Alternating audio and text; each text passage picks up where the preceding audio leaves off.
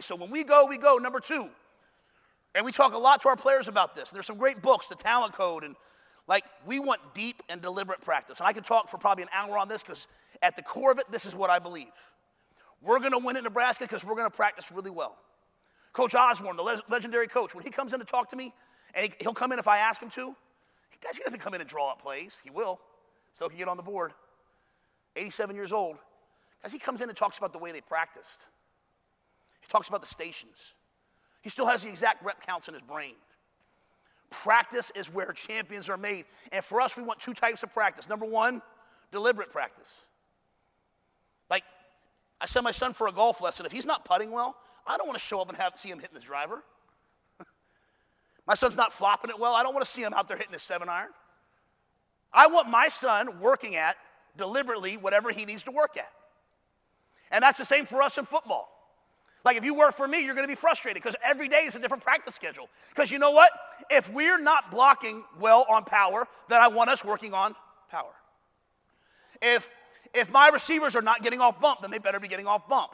If my special teams is playing against a kicker that's going to kick it through the end zone every time, I don't want 10 minutes of kickoff return. Make it 4 and let's go work on punt. Everything has to be deliberate. Everything has to be intentional. We only have so much time to practice.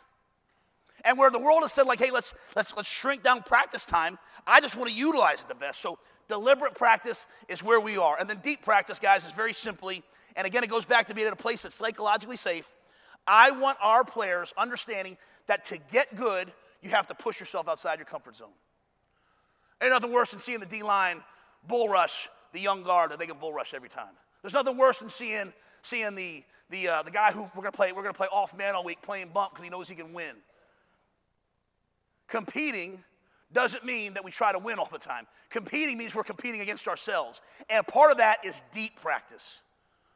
Pushing ourselves to a point where we're just making mistakes and we're having to kind of correct them. Like we're like a toddler trying to learn how to walk and trying to stumble and they fall down, you pick it back up and you have them keep going. Like that's what great coaches do and that's what great organizations do.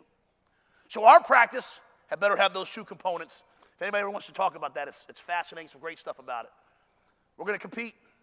We're going to put the ball down and we're going to compete. And a lot of coaches do a great job. They got basketball hoops. They got all that stuff. I'm just not a swagger coach. I got some guys who do that for me.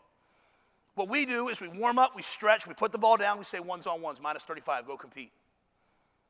Put the ball at the 4-yard line, say live, goal line, go to start practice. My daughter quit lacrosse and my wife was crushed. Coach Traylor, she was like, wow, she's so good. And she's already thinking about scholarships. Parents are nuts. But that's my wife. But she's out there, she's so good. And she's like, why doesn't she like it? I'm like, because she goes to practice and they do drills for 2 hours, honey.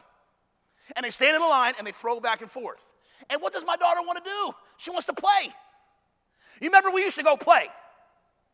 We used to just go outside and play. So for me, what we try to do is create a feeling at practice that there's a part of it that's recess. Practice should be the best part of the day, and I get it. But man, if I say, hey, guys, we're running 10, 20-yard sprints, they're going to fight me. If I say, hey, let's see who the fastest guy is, they'll run 50. So we're going to compete.